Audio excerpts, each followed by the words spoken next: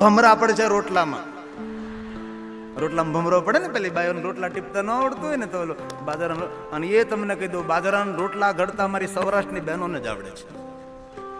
બાકી દુનિયાના કોણે કોઈ પણ જગ્યાએ જાઓ, બીજા કોઈ બહેનોને બાજરાના રોટલા ટીપતા ના આવડે.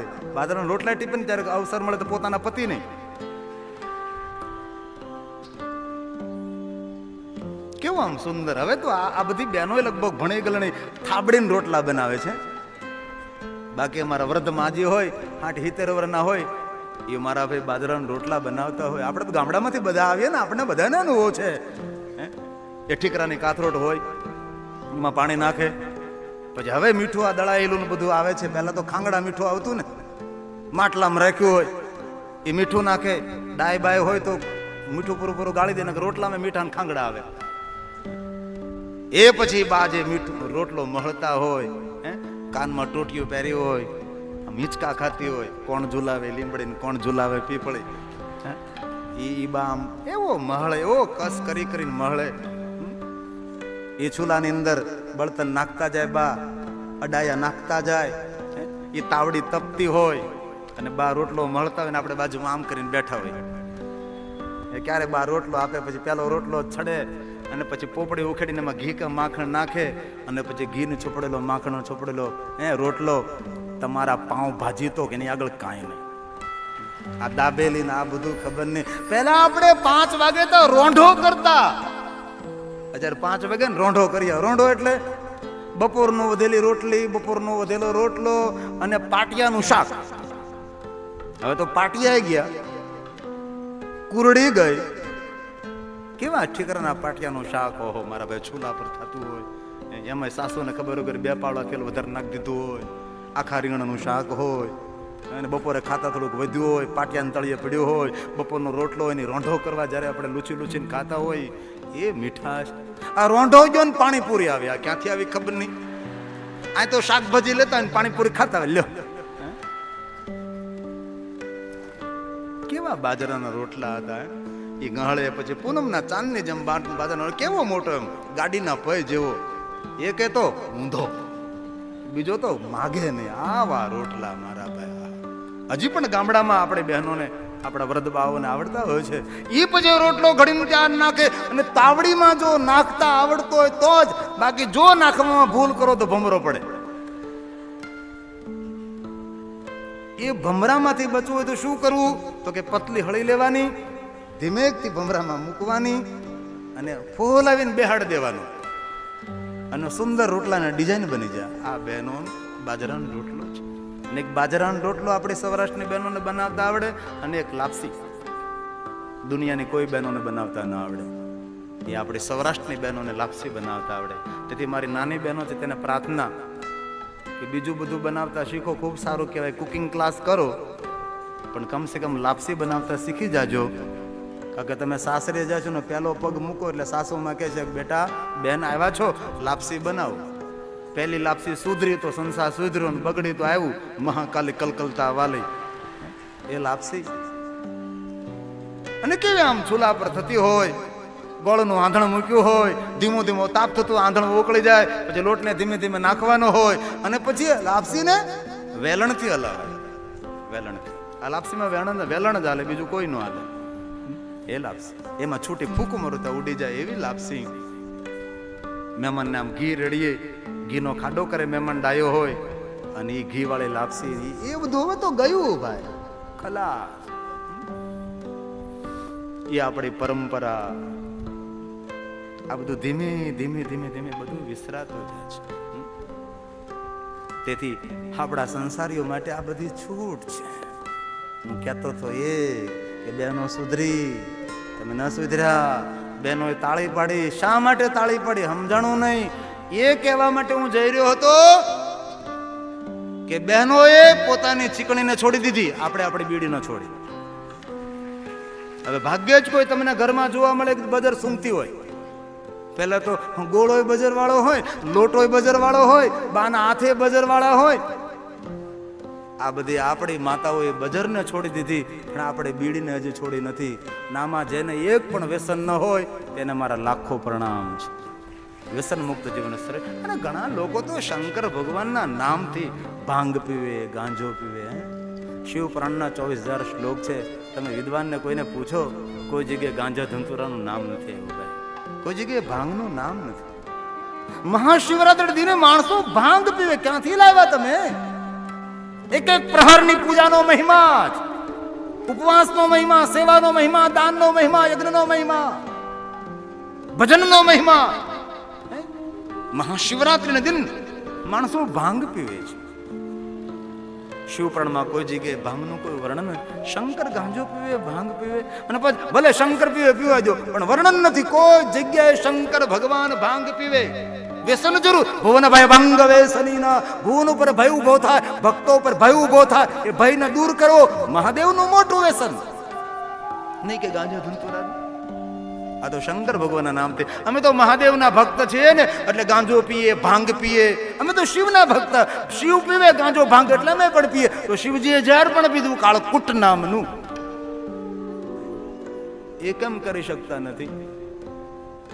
આ શંકર ભગવાને વચન આપ્યું છે, મહાદેવજી એમ કહ્યું છે કે આ દુનિયાનો કોઈ પણ માણસ હોય, માદક દ્રવ્યનું સેવન કરે અને કહે કે હું શંકર ભગવાનનો ભક્ત છું, એટલે ભગવાન કહે એ મારો ભક્ત નથી, એ મારો અપરાધી છે, ભક્ત નથી. કોઈ પણ માદક દ્રવ્ય, અરે મારા શંકરને તમે લાડુ અર્પણ કરો. લાડુને ખસખસના બી ન લગાવાય, ખસખસના બી લગાવીને શંકર ભગવાનને લાડુ અર્પણ કરો તો શિવનો અપરાધ છે. કારણ કે માદક દ્રવ્ય છે ખસખસ. અને એ પણ યાદ રાખજો મારા યુવાન ભાઈઓ બહેનો, પ્રાર્થના, ક્યારે વિદેશની યાત્રા કરો ને ખસખસના બીની સાથે રાખતા, એ મોટો ગુનો બને છે પ્રદેશમાં. ક્યારે પાકીટમાંથી નીકળે ને ધ્યાન રાખજો ખસખસના બી, નકર ત્યાંથી આપણને ખસવા નહીં દે ખસખસ. એ બહુ મોટો ગુનો છે.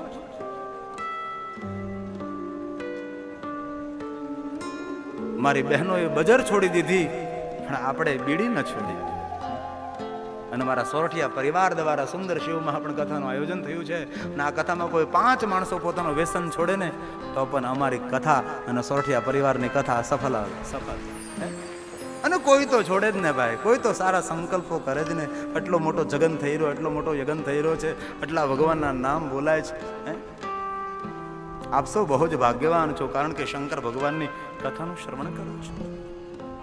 વિષ્ણુ ભગવાન તેથી ઉભા ન થયા, કારણ કે શિવની પૂજા કરતા ઉભા ન થવા, શિવની પૂજા કરતા બોલાય નહીં, કોઈની સામે દ્રષ્ટિ ન કરા, એ નિયમને આધીન ભગવાન વિષ્ણુ, ભગવાન શિવની પૂજા ખંડિત ન થાય. તેથી નિજ મુદહર નેત્ર કમલમ, પોતાની નેત્રને લઈ ભગવાન શંકરને અર્પણ કરે છે.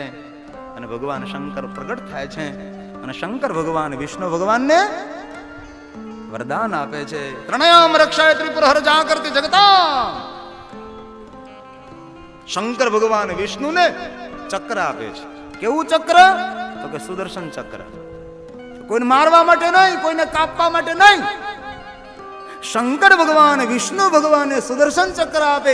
એવું ચક્ર આપે છે કે વિષ્ણુ જાઉં તમને સુદર્શન ચક્ર આપું છું, ચારો તરફ તમને સારું દર્શન થશે.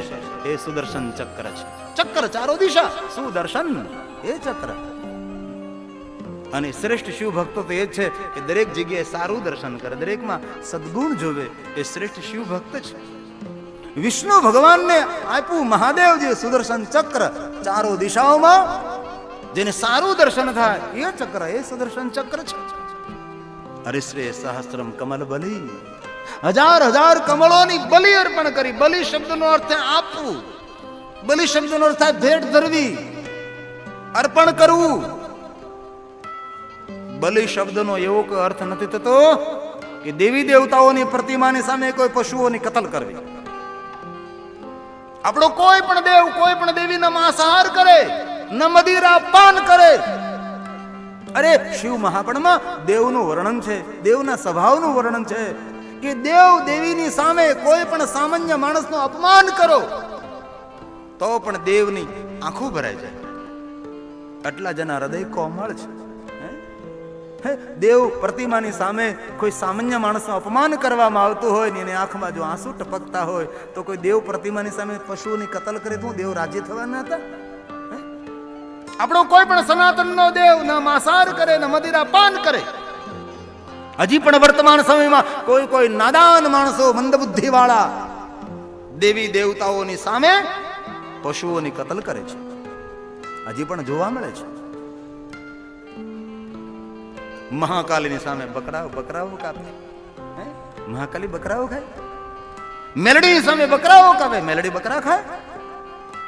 માંસાહાર કરે મેલડી. અરે મેં જોયું છે કોઈ કોઈ જગ્યાએ માં ખોડિયારની સન્મુખ બકરા કાપે. ચારણની દીકરી, મેં ચારણ સમાજને પૂછ્યું હતું કે આ ખોડિયારમાં, ત્યારે ચારણ સમાજે ગર્જના કરીને કહ્યું હતું ખોડિયાર જોગમાં આવ્યા છે, તેને રાતો ચોખ્ખો પણ ન અર્પણ થાય. બકરાઓની ક્યાં વાત કરો છો? મંદબુદ્ધિના માણસો આવા દેવી દેવતાઓના નામે પશુઓની કતલ કરે છે અને માંસનો પ્રસાદ વેચતા હોય છે. માં લીલું નાળિયેર માગે છે, આપી જો ત્રોફો, પાણી પી લે. લીલું નાળિયેર એટલે બકરો. આવું પણ સમાજમાં વર્તમાન યુગમાં છે. તેથી મારા ભાઈઓને ખૂબ મારી પ્રાર્થના, તમારામાં જો સામર્થ્ય હોય અને તમે જો કરી શકતા હો તો કોઈ પણ જગ્યાએ દેવી દેવતાના નામે આવી પશુઓની કતલ થતી હોય તો ઊંચું માથું કરી તેનો વિરોધ કરી અને પશુઓની કતલ બંધ થવી જોઈએ. આપણા સનાતન ધર્મને કલંકિત થતો અટકાવવો જોઈએ આપણે. અને એ પણ મારી એક વિનંતી છે, કોઈ પણ દેવી દેવતાઓના મંદિરે જાઓ અને કોઈ પણ જગ્યાએ જઈ ચડો અને તમને જો માંસનો પ્રસાદ આપે તો માંસના પ્રસાદનો ખુલ્લેઆમ ત્યાગ કરવો. ભલે બીવરાવે આપણને, કહે ને કે આ નહીં લો તો આમ થશે ને તેમ થશે ને બધું થાય, ભલે થાય. અને માંસના પ્રસાદનો ત્યાગ કરવાનું જે પાપ લાગે એ ગિરી બાપુ ભોગવવા માટે તૈયાર છે. મને કાંઈ વાંધો નથી. એ ન લેવાય ન જ લેવાય માંસનો પ્રસાદ. અરે માંસાહારને પાપ નથી કહ્યું, માંસાહારને મહાપાપ કહ્યું છે.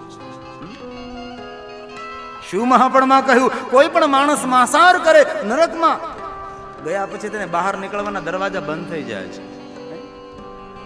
માંસાહાર પાપ નથી, મહાપાપ છે. પૂજ્ય ડોંગરેજી બાપા તો તેના પર બહુ બોલતા હતા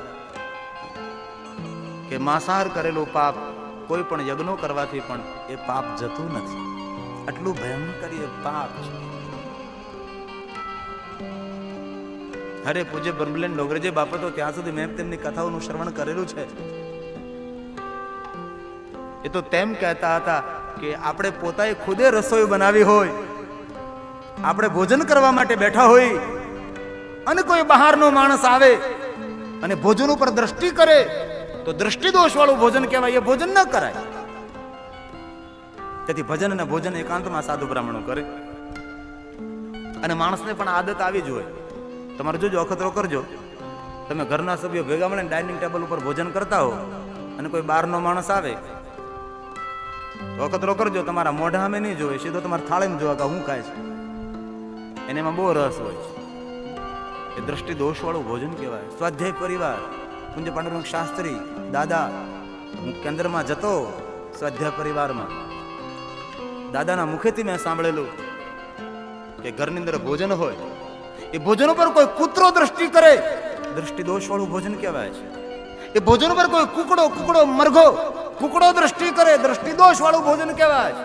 આ દાદાના શબ્દો છે, સ્વાધ્યાય પરિવારના શબ્દો છે કે જે ભોજન પર કૂતરો દ્રષ્ટિ કરે દ્રષ્ટિ દોષ વાળું ભોજન કહેવાય, જે ભોજન પર કુકડો દ્રષ્ટિ કરે દ્રષ્ટિ દોષ વાળું ભોજન કહેવાય. તો એટલું યાદ રાખો કે જે ભોજન ઉપર કુકડો દ્રષ્ટિ કરતો હોય અને એ ભોજન ન કરાતું હોય તો જે માણસો કુકડો ખાઈ જતા હોય એની માનસિક હાલત કેટલી ગંદી હોય, એમના વિચારો કેટલા ગંદા હોય. જે ભોજન પર કુકડો દ્રષ્ટિ કરે ભોજન ન કરાતું હોય તો આ કુકડો કકડાવી જાય, એની માનસિક હાલત કેટલી ગંદી હોય છે. એક ઈંડો ખાવાથી 265 પ્રકારના રોગ શરીરમાં જાય છે. આજે ઘણા સારા ઘરના છોકરાઓ આ બાજુ વળ્યા છે. અને વર્તમાન યુગમાં શુદ્ધ શાકાહારી રહેવું એ મોટું તપ છે. શુદ્ધ શાકાહારી વર્તમાન યુગમાં. તેથી આ કથા મંડપમાં જે શુદ્ધ શાકાહારી છે એમને પણ મારા પ્રણામ છે. શુદ્ધ શાકાહારી, એકદમ શાકાહારી. અરે ચાણક્યની વાતને યાદ કરો. ચાણક્યએ ગર્જના કરીને કહ્યું છે, મારા સનાતનના વિચારોને વરેલા મારા દરેક ભાઈઓ બહેનો માટે મારી ગર્જના છે. ચાણક્ય એમ કહે છે કે ક્યારે ભૂખ લાગી હોય જો અન્નનો કણ ના મળે, રોટલાનો ટુકડો ના મળે તો મૃત્યુ થવાનું હોય. ત્યારે ચાણક્ય એમ કહે છે કે ક્યારે ભૂખ લાગી હોય અને અન્નનો કણ ન મળે, રોટલાનો ટુકડો ન મળે તો મૃત્યુ થવાનું હોય તો ચાણક્ય એમ કહે કે મૃત્યુનો સ્વીકાર કરી લેજો, પણ માંસનો ટુકડો મુખમાં નહીં મૂકતા. આ ચાણક્યની વિચારધારા છે. કે આપણી પરંપરા, કેવા ઉજળા કુળ આપણા હે, અને આપણા માણસો એલા ભાઈ આમાં લાગી ગયા છે. તેથી મારા યુવાનોને મારી બહુ જ પ્રાર્થના, આપ પણ શાકાહારી રહો. તમારા મિત્ર, તમારા પરિચયમાં જે આવે તમારા મિત્રો હોય તેમને પણ શાકાહારી બનવાનો મંત્ર આપો. ભૂલી જાવ એ પેલા વાત કહી દઉં, ઉનાળો આવે છે, ધોમ તાપ પડવાનો છે, તાપ લાગે, તડકો લાગે, હૃદયપૂર્વકની પ્રાર્થના છે કે ઠંડા પીણા નહીં પીતા, તમારી હોજરીને ખલાસ કરી દેશે, પાચન શક્તિ તમારી મંદ પડી જશે. અરે ફ્રીજનું ઠંડુ પાણી પેટમાં જાય ને તો પણ જોઠને મંદ કરી દે છે. ફ્રીજનું ઠંડુ પાણી એ પેટ માટે ઝેર સમાન છે. ફ્રીજનું ઠંડુ પાણી જો ઝેર સમાન હોય તો ઠંડા પીણા આપણા માટે કેટલા નુકસાનકારક હોય છે.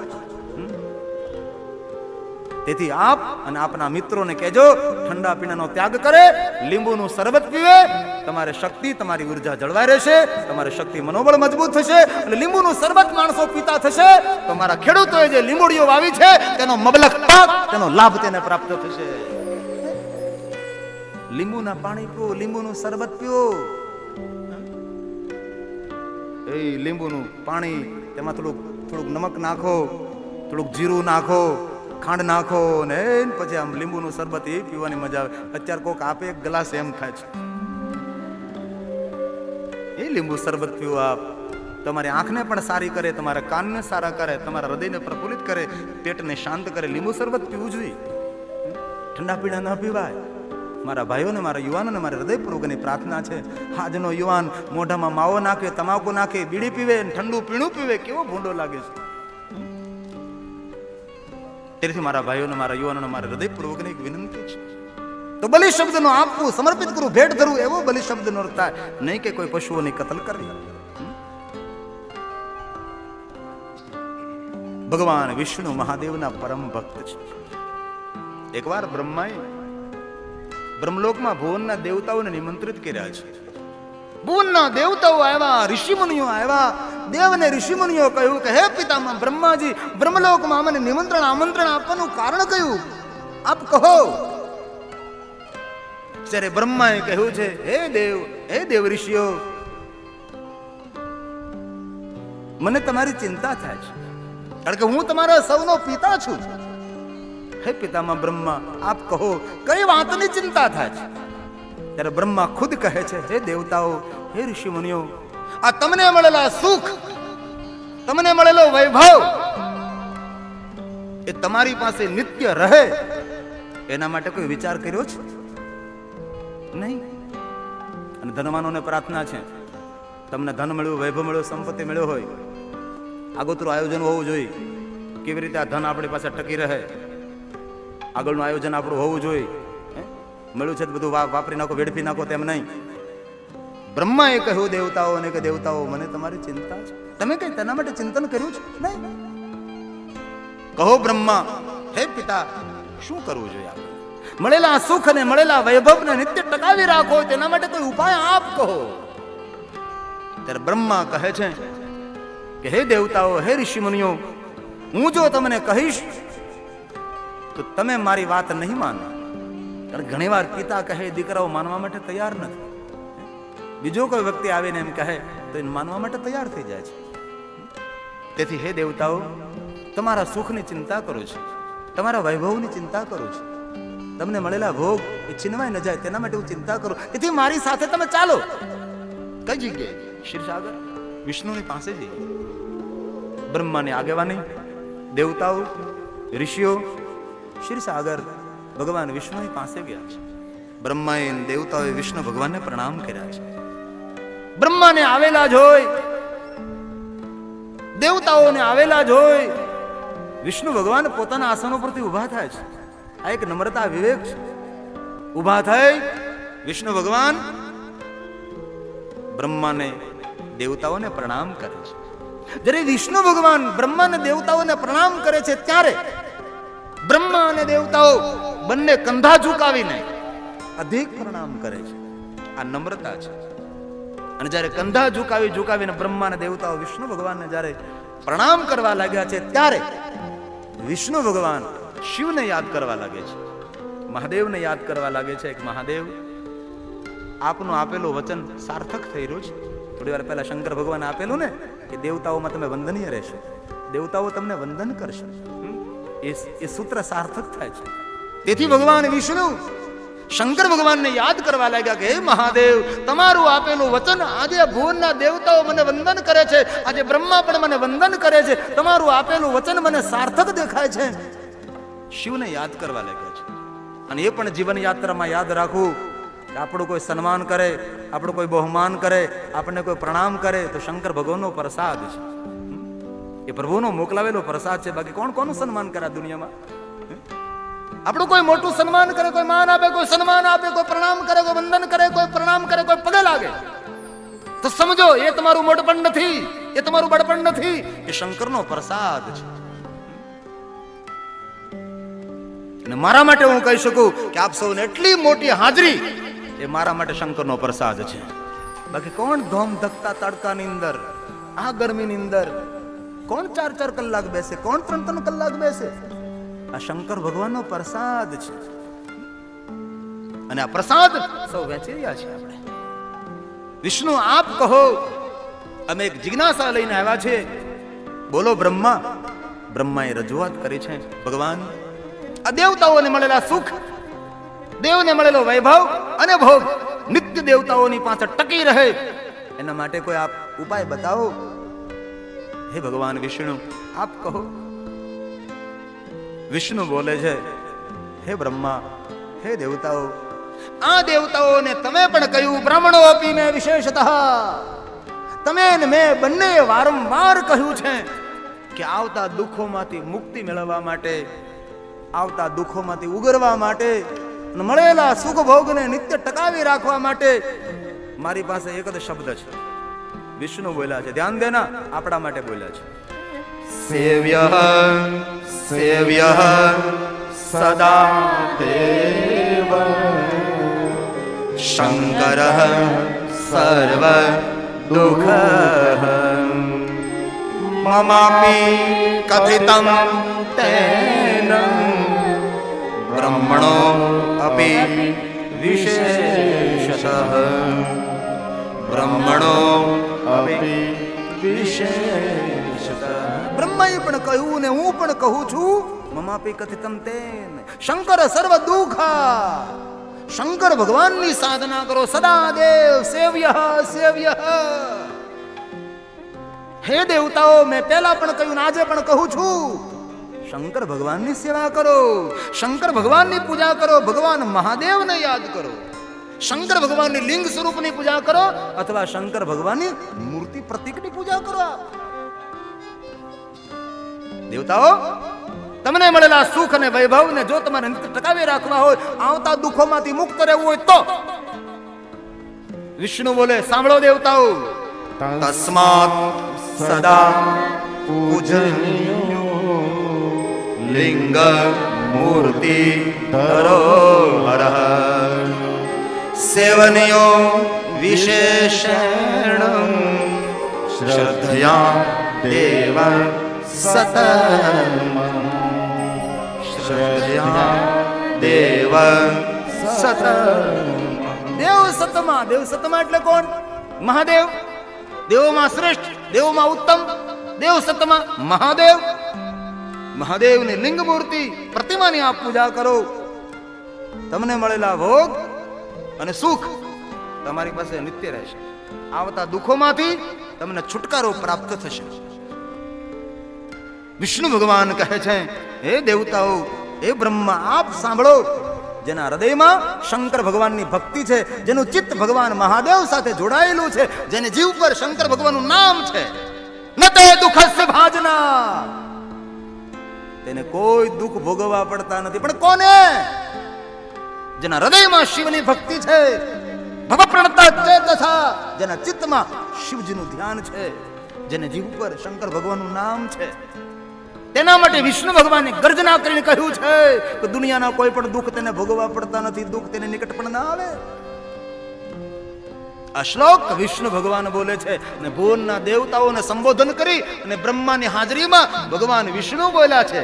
ભવ ભક્તિ પરાયેચ ભવ પ્રણત ચેતસઃ ભવ સંસ્મરણ યેચ નતે દુઃખસ્ય ભાજના. કોઈ પણ દુઃખ તેને ભોગવવું ન પડે. જેના હૃદયમાં શિવની ભક્તિ, જેનું ચિત્ત શંકર ભગવાન સાથે જોડાયેલું છે, જેની જીવ પર શંકર ભગવાનનું નામ છે, આ વિષ્ણુ દેવને બ્રહ્માને કહે છે પણ આપણને સંભળાવે છે. ભગવાન વિષ્ણુ કહે છે, હે બ્રહ્મા, હે દેવતાઓ, ઋષિ મુનિઓ, સાંભળો. જે કોઈ માનવ પોતાની બાલ્યાવસ્થાથી શિવ ભક્તિ કરે છે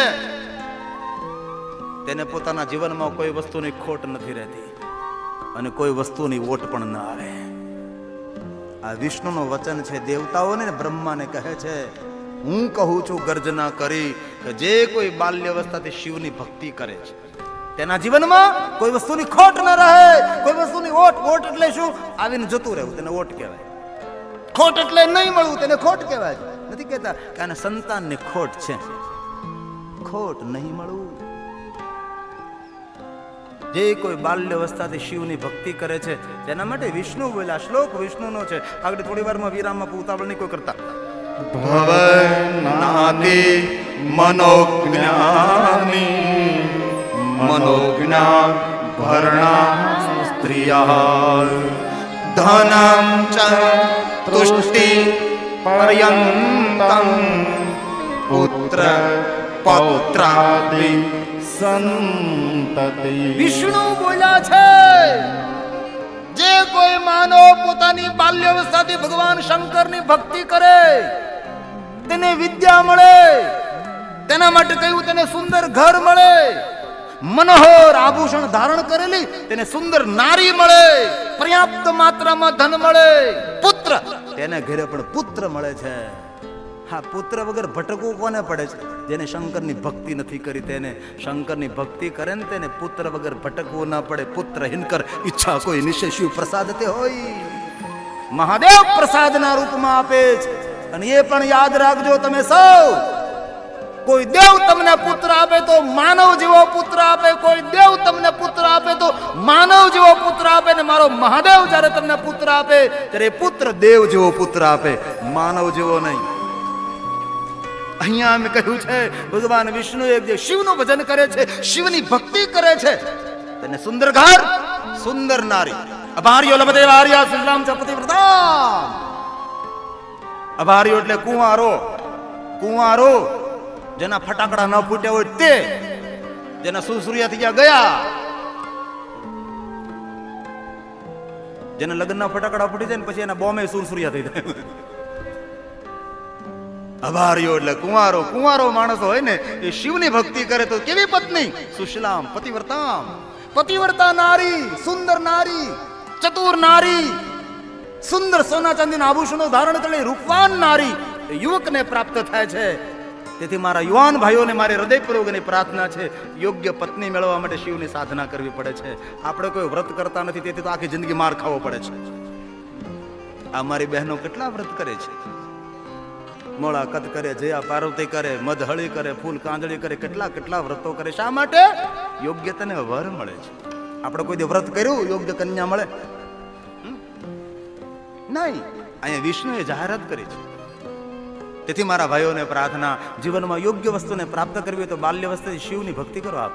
અને મારા દરેક વડીલોને પ્રાર્થના કે તમારા બાળકો ભલે પ્રોફેસર બને, ઓફિસર બને, વકીલ બને, એન્જિનિયર બને, આર્કિટેક્ટ બને, ડોક્ટર બને, પણ તમારા બાળકોનું ભવિષ્ય ઉજ્જવળ જોવું હોય તો તમારા બાળકોને શંકર ભગવાનના ભક્ત બનાવજો. તેવી એક હૃદયપૂર્વકની વિનંતી, હૃદયપૂર્વકની પ્રાર્થના છે. તમારા બાળકો મહાદેવના ભક્ત બને, તેના જીવનમાં કોઈ ખોટ નહીં રહે, તેના જીવનમાં કોઈ ઓટ નહીં આવે. આ હું નથી બોલતો, શિવપુરાણ બોલે છે, વિષ્ણુ ભગવાન બોલે છે. હું તો ટપાલી છું, આમાં લખ્યું તમને સંભળાવું છું.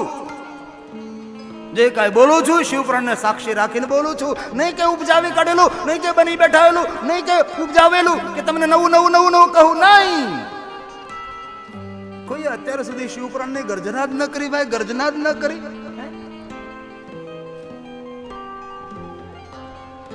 એક વાર ની અનેક વાર ની વારંવાર કહું છું કે ધરા પર ધન્ય તે છે જેના હૃદયમાં શંકરની ભક્તિ બિરાજે છે. આ ધરા પર ધન્ય છે, તેનું જીવન સફળ છે.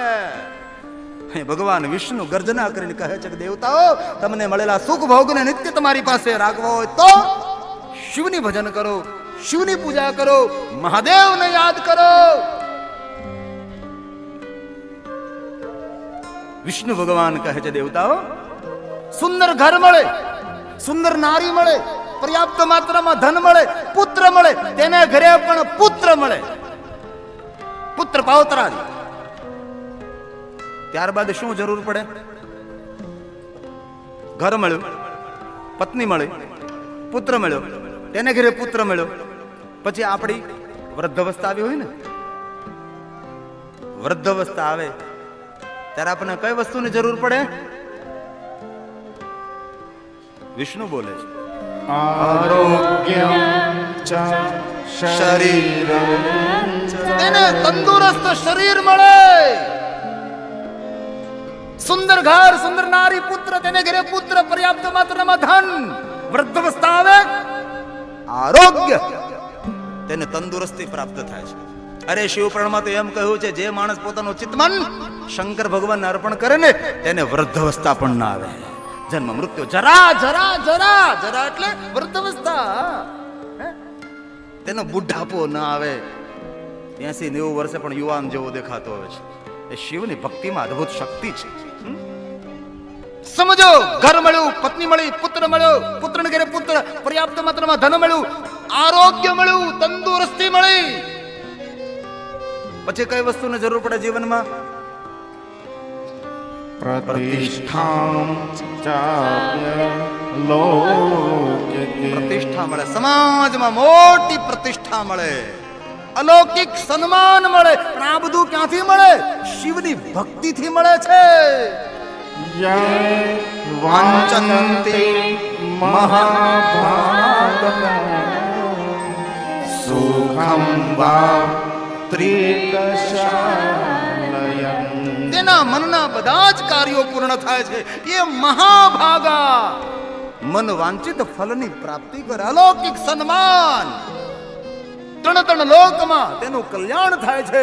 જે કોઈ શંકરની ભક્તિ કરે, શંકરનું ભજન કરે, મહાદેવને યાદ કરે, લિંગ મૂર્તિ શંકરની પ્રતિમાની પૂજા કરે, તેના માટે વિષ્ણુ બોલે છે. સમજો, આરોગ્ય મળ્યું, પ્રતિષ્ઠા મળી, અલૌકિક સન્માન મળ્યું, મનવાંછિત ફલ મળ્યા, સુખ મળ્યું, તો જીવને અંતે શું જોઈએ? પછી અંતિમ ઈચ્છા કઈ જીવની? કાંઈક તો બોલો. ત્યારે વિષ્ણુ બોલે છે અંતે મુક્તિ ફલમ ચૈવ. અરે જીવ ઝંખે મુક્તિ, જીવ ઝંખે શિવને. અંતે મુક્તિ ફલમ ચૈવ, અનેક જન્મ નહીં, જન્મ જન્માંતર ભક્તિ વા પરમેશિતો. ચારે જન્મ મળે ત્યારે શંકર ભગવાનની ભક્તિ મળે. પૂર્વ પુણ્યાંતિ રેકેતે અર્ચયંતિ સદા શિવં. જન્મો જન્મ શંકર ભગવાનની ભક્તિ મળે, શિવની પૂજા કરવાનો, અર્ચન કરવાનો અવસર મળે. એક એક જન્મ શંકરની ભક્તિની પ્રાપ્તિ થાય છે. અંતે એમ કહ્યું મુક્તિ મળે. મુક્તિ એટલે શું? મુક્તિ એટલે તમે એવું માનો છો કે તમારો જન્મ ન થાય? નહીં. મુક્તિનો અર્થ એવો ન, મુક્તિ એટલે જીવાત્મા મુક્ત બની જાય છે. ધારે તો જન્મ લઈ શકે, ધારે તો અજન્મા રહી શકે, ધારે તો વૈકુંઠ લોકમાં, બ્રહ્મલોકમાં, શિવલોકમાં, ઇન્દ્રલોકમાં, દેવલોકમાં, સ્વર્ગલોકમાં, ધારે ધારે ત્યાં રહી શકે છે. ધારે તો રાજકોટમાં, ધારે તો સાવરકુંડલામાં, મહુવામાં, રાજુલામાં, ધારીમાં, અણધારી. મુક્ત આત્મા તેને કહેવાય છે એને મન ફાવે જાય વિહાર કરી શકે છે. એ મુક્ત આત્માઓ જ્યારે દેવ ધરતી પર આવે છે ત્યારે સાથે સાથે મુક્ત થયેલા આત્માઓ બધા દેવતાઓની સાથે ધરા પર આવે છે. એને મુક્ત આત્માઓ કહે. જ્યારે જ્યારે ધરા પર આવે ત્યારે શિવની ભક્તિ તેને પ્રાપ્ત થાય છે. રામની સાથે જેટલા વાંદરાઓ હતા ને એટલા બધા શિવ ભક્ત હતા. હનુમાન પહેલો, નર્મદાના તટ પર હનુમાનજીએ શિવ સાધના કરી છે અને એક લિંગની સ્થાપના કરી. તે લિંગનું નામ છે કપીશ્વર મહાદેવ. નર્મદા તટે અસંખ્ય લિંગો છે. ભગવાન વિષ્ણુ અંતિમ શ્લોકમાં કહે છે, હે દેવતાઓ, તમારા સુખને ટકાવી રાખવા માટે તમને મળેલો વૈભવ છે તમારે નિત્ય રાખવો હોય તો શિવની ભક્તિ કરો, આપ શિવનું અર્ચન કરો. વિષ્ણુ બોલ્યા અંતિમ શ્લોક, યો અર્ચયે શિવલિંગમ શિવલિંગમે યો અર્ચયે શિવલિંગમે નિત્યમ ભક્તિ પરાયણ નિત્યમ ભક્તિ પરાયણ તસ્યં મે સફલા સિદ્ધિ દરેક સિદ્ધિની તેને પ્રાપ્તિ થશે. અને ક્યારે તેનાથી કોઈ જન્મની અંદર પાપ થશે તો પાપ તેને લોપિત નહીં કરી શકે, લેપી નહીં શકે. ક્યું કે મુક્તિ મળી, સમજો મુક્તિ મળી ગઈ અને મુક્ત આત્માને એમ થયું કે ધરા પર જવું છે, ભાઈ ભગવાન પ્રગટ થવાના છે તો જવું છે. તો મુક્ત આત્મા એ ભગવાનની સાથે ધરા પર આવે અને ધરા પર આવે અને એમનાથી કંઈક પાપ થઈ જાય તો વિષ્ણુ ભગવાન એમ કહે છે તેના માટે કે તે જ્યારે અવતાર લઈને ધરતી પર આવે છે ત્યારે પાપ તેને લેપી શકતું નથી, તેને પાપ સ્પર્શ કરી શકતું નથી. આવું વિષ્ણુ બોલ્યા છે. તસ્ય વે સફલા સિદ્ધિ પાપેશ્ચન પૂજ્યતે. તેને કોઈ પણ પાપ લેપી ન શકે, તેને પાપ કોઈ સ્પર્શ ન કરી શકે. મુક્ત આત્મા. તેથી હે દેવતાઓ, હે ઋષિ મુનિઓ, તમને સૌને હું કહું છું કે તમને મળેલા સુખ, તમને મળેલો વૈભવ એ તમારે નિત્ય ટકાવી રાખવો હોય તો હું મારું વિનંતી કરું છું કે તમે શિવની પૂજા કરો, લિંગની પૂજા કરો, પ્રતિમાની પૂજા કરો, શિવનું ભજન કરો. મળેલા સુખ એ તમારી પાસે નિત્ય રહેશે. તેથી ભાઈઓ, બહેનો, વડીલો દરેકને આ વિષ્ણુ ભગવાને કહ્યું છે કે આપ શિવની સાધના કરો, લિંગ મૂર્તિની પૂજા કરો, આપને જે ઠીક લાગે તે રીતે. અહીંયા પછી શંકર ભગવાન અને ભક્તિની કહી અને ત્યાર પછી વિષ્ણુ ભગવાને વિશ્વકર્માને બોલાવે છે. બહુ કથા મોટી છે. વિશ્વકર્માજી આવે છે અને વિષ્ણુ ભગવાન વિશ્વકર્માને કહે છે કે હે વિશ્વકર્માજી, આ દેવતાઓની યોગ્યતા પ્રમાણે સૌને તમે લિંગ આપો. અને ભુવનના દરેક દેવતાઓને વિશ્વકર્માજીએ લિંગ આપ્યા છે. લિંગનું સર્જન કરનાર કોણ? વિશ્વકર્માજી. વિશ્વકર્માએ પૂછ્યું કે ભગવાન વિષ્ણુ, પહેલા હું કોને શિવલિંગ આપું? ત્યારે વિષ્ણુ ભગવાને કહ્યું કે હે વિશ્વકર્માજી, આપ દેવતાઓના રાજાને પ્રથમ આપો. અને પદ્મરાંગ મણીમાંથી લિંગ બનાવી ઇન્દ્રને પહેલો લિંગ ભેટમાં આપવામાં આવ્યો છે વિષ્ણુ તરફથી. વિશ્વમાં કુબેર સોનાનું લિંગ બનાવ્યું. વિશ્વકર્માજીએ સોનાનું લિંગ કુબેરને આપ્યું છે. ધર્મરાજને પુખરાજમાંથી લિંગ બનાવીને આપ્યું છે. વરુણને શામમણીમાંથી લિંગ બનાવીને આપ્યું છે. વિષ્ણુ ભગવાનને ખુદને ઇન્દ્ર નીલમણી, એક મણીનું નામ છે ઇન્દ્ર નીલમણી, બહુ જ કિંમતી હોય છે, તેનું લિંગ નિર્માણ કરી ખુદ વિશ્વકર્માજી વિષ્ણુને ભેટમાં આપ્યો છે. બ્રહ્માને સ્વર્ણમય મણી, સોના જેવો મણી આવે, સુવર્ણ કલરનો મણી આવે, તેનું લિંગ બનાવી વિશ્વકર્માજી બ્રહ્માને ભેટમાં આપ્યું છે. વિશ્વદેવ અને વસુઓને ચાંદીમાંથી બનાવેલા લિંગો આપ્યા છે. અશ્વિની કુમારોને પિત્તળના લિંગો આપ્યા છે. ખુદ લક્ષ્મીજીને વિશ્વકર્માજીએ સ્ફટિક મણીમાંથી લિંગ આપ્યું છે. તેથી વિષ્ણુ પત્ની મહાલક્ષ્મીજી સ્ફટિક લિંગની પૂજા કરે છે. તેથી કોઈ પણ બહેનો માટે સ્ફટિક શિવલિંગ એ શ્રેષ્ઠ સમજવું, આવું પણ કહ્યું છે. આદિત્યો એટલે સૂર્યોને તાંબાનું લિંગ આપ્યું, ચંદ્રમાને મોતીમાંથી લિંગ બનાવીને આપ્યું છે, અગ્નિદેવને હીરાનું લિંગ આપ્યું છે, બ્રાહ્મણો તથા બ્રાહ્મણોની નારીઓને માટીનું લિંગ આપ્યું છે, જેને આપણે પાર્થેશ્વર મહાદેવ કહીએ છીએ. મહિદાનવને ચંદનનું લિંગ આપ્યું છે, નાગકુળને નાગને મૂંગાનું લિંગ આપ્યું છે, દેવીઓને માખણના લિંગ બનાવીને આપ્યા છે, યોગીઓને ભસ્મમાંથી લિંગ બનાવીને આપ્યા છે, યક્ષોને દહીંમાંથી લિંગ બનાવીને આપ્યા છે, છાયાઓને પીઠીના લિંગ આપ્યા છે. બ્રહ્માની પત્ની બ્રહ્મણીને રત્નમય લિંગ આપ્યું છે અને પારદલિંગ બાણાસુરને આપ્યું છે.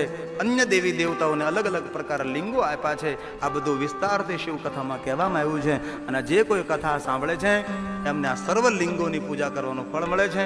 જે કોઈ આ કથા સાંભળે છે તેમનું ને તેના પરિવારનું દરેક રીતે કલ્યાણ થાય એવો મહિમા કહી અને ભગવાન વિષ્ણુએ શિવ ભક્તિનો મહિમા ગાયો છે અને સુંદર શિવ કથા કહી છે. તો હાલો 6 વાગી ગયા, થોડી વાર માટે આપણે રાધે રાધે કરી લઈ અને ત્યાર પછી મહેમાનોનું સન્માન કરીએ, આરતી કરીએ. જો આ કથાનું ફળ કીર્તનમાંથી મળે, તેથી ઉતાવળ ન હોય તો 3 મિનિટ આપી દો ભગવાનને કીર્તનમાં. આપણા સૌરાષ્ટ્ર માણસોને આદત કે કીર્તન નામ પડે એટલે ભાગે.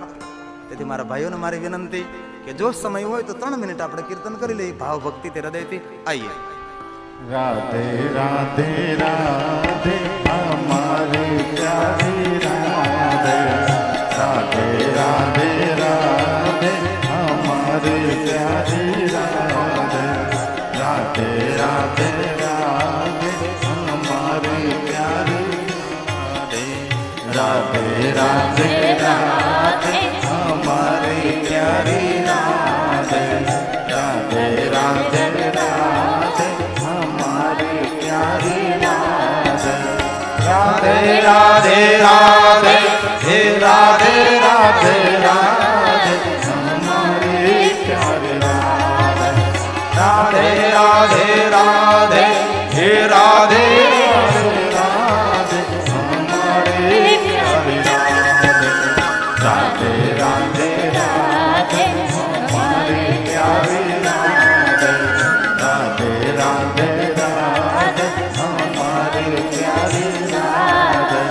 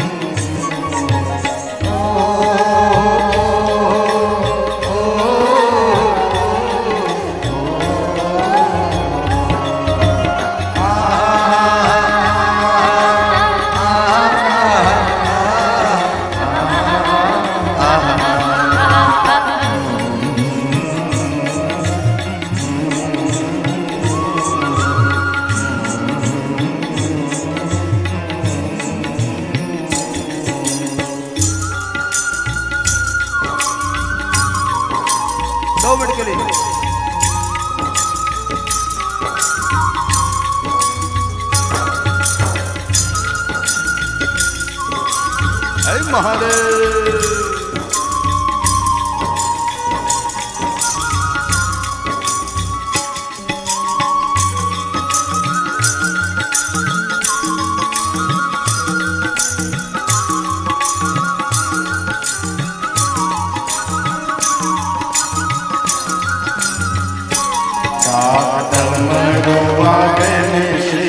તાંડવ નાચે શિવ તાંડવ નાચે, મન બાળવાનો શિવજીનું નામ